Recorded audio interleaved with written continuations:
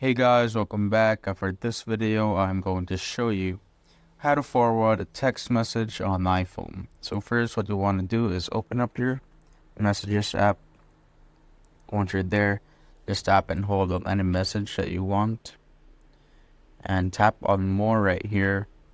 And here you could select any message that you want to forward. Let's say I just want to select this one only.